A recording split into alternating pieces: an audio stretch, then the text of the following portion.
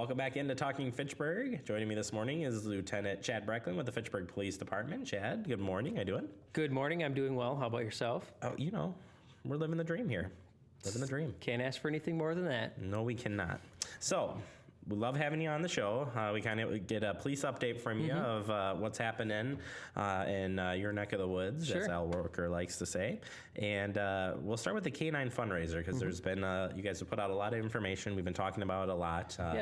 Kind of get us updated. Where are we at? Yeah, so we did roll out our Canine Fundraiser around the first of the month, and we did kind of a little bit of slow rollout, if you will, and just utilized social media initially. We've now since put out a media release as well, and we're working with the Chamber of Commerce to share it through their channels and kind of phasing our fundraising efforts in. And we've had some good success already, even in just the first month.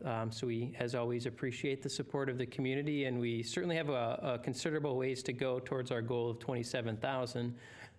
But we've got a good start, and we're hopeful that the community will step up once again, as they did in our previous Canine Fundraiser, and get us the funds that we need to bring another canine in to replace our retired canine. And looking at this graphic here of kind of where the money is going to, you've got $27,000 for your goal. Yeah. 14 of it is for canine training. What's the canine training part consist? Yes, so I should also mention that we have selected our Canine Handler. Officer John Parker will be our Canine Handler. He's a really good officer who's been with us, I think, maybe 7 years or so. And we're really looking forward to bringing him on board and having him work with our canine. And what that money, the $14,000, goes to is we've selected a vendor out in Pennsylvania to provide us with the canine and then the handler training. And the handler training is 6 weeks long. So that $14,000 basically will cover the cost of the canine, the cost of the training, and a few other incidentals as it relates to the training out in Pennsylvania. And then the other $13,000 will cover other equipment that needs to be replaced from our retired canine unit, and some additional expenses that we have associated with the program. Perfect. And if people want to donate, you've got 3 ways of donating. Yes, they can. Easiest way is to hit our website, and there's a link on there that says Donate Now. It's very clear. Very clear. You can pay by credit card through the city's online process payment system. The other option that you can use is you can mail a check to City Hall here and direct it to the attention of Finance Director Misty Dodge. And please, you can write the check out to the City of Fitchburg, but please write Police Canine Fund in the memo section. Or if you choose to pay or come in person, you can also come into City Hall and make a donation in person, again, either by check or credit card. And I assume the city clerk's office will take cash, or finance department will take cash as well. Sure. Absolutely. And if there are any businesses or individuals that have any in-kind donations that they are interested in making, that is an option as well. They just need to contact us, and we can have a conversation about that. Perfect.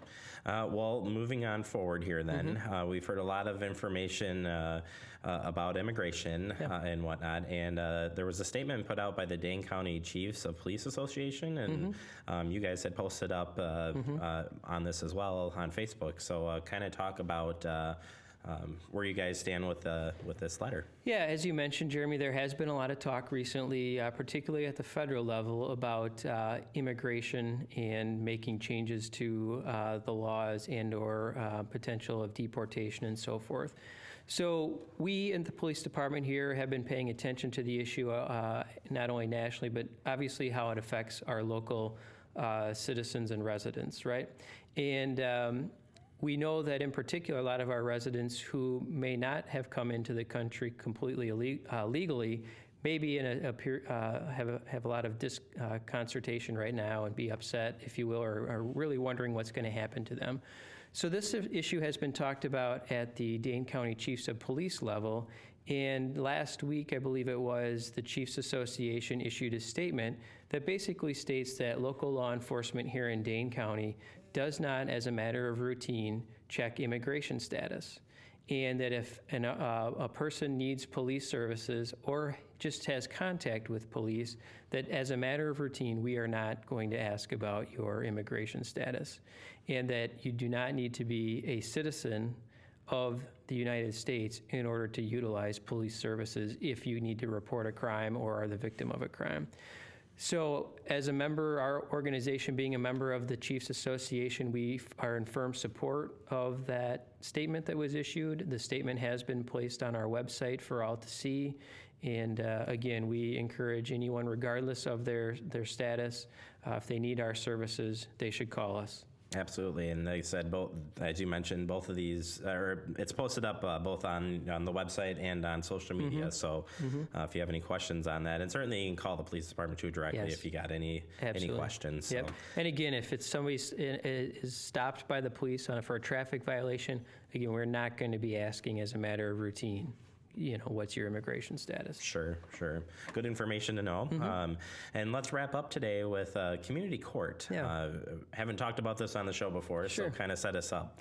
Yeah, so Community Restorative Court is a program that's currently administered by the Dane County Department of Human Services, and it began last year as a pilot project in the South, actually let me back up, in 2015 as a pilot project in the South District of Madison Police Department. It expanded in early 2016 to include the Town of Madison Police Department, and then we were invited to consider participating in the program mid-year last year, and we took a look at it, felt that it was an appropriate program for us to participate in, and we've recently signed a memorandum of understanding to participate in it. In addition, the program is actually looking to expand in a phased approach countywide over time, but we've been fortunate enough to sign on here in early 2017. So what Community Restorative Court is another option for people who are arrested for certain offenses or receive municipal citations here in Fitchburg for certain offenses, those being battery, disorderly conduct, theft, damage to property, and obstructing an officer. Aged, again, 17 to 25, I don't know if I had mentioned that, those folks may have the option of participating in the restorative court. And basically, that's a process that brings together victims and offenders in a situation where the offender accepts responsibility for what they have done and also can understand what the impact is by talking with the victim or other community members. It's also an opportunity for community service, could potentially be determined through the CRC process, or apology letters, those sorts of things. There's a whole host of other tools at their disposal to utilize to help effectively disposition those cases. It also gives offenders an opportunity to potentially be set up with some services that may help them not only not reoffend, but maybe help them with potentially job training or housing assistance or those sorts of things, depending upon the circumstances and what resources are completely available. But it was one of the restorative justice is one of the components of the NAACP United Way Police Community Task Force use of force report that came out early last year. One of the recommendations in there was that departments consider participating in a restorative justice program. And again, we took a look at it and feel that it's a good option for us to utilize, and we'll begin rolling that out here in spring. So go ahead. Yeah, no, I was going to say, if you want to find out more information on it, I was able to look it up here pretty fast. You can head out to the Dane County's countyofdane.com, and you can search CRC, and you can read about the full, how it works, questions. It's a really, I've not seen it before. I've heard of it at other talks before, but this sounds like a positive program, and we'll follow up with you as Fitchburg gets involved with it. Sounds good. All right, we've picked your brain enough today. We appreciate it. Stay safe out there, and everybody part of the department, and looking forward to having you on next month. Sounds good. All right, we'll take a quick break. We'll be right back. It is Talking Fitchburg.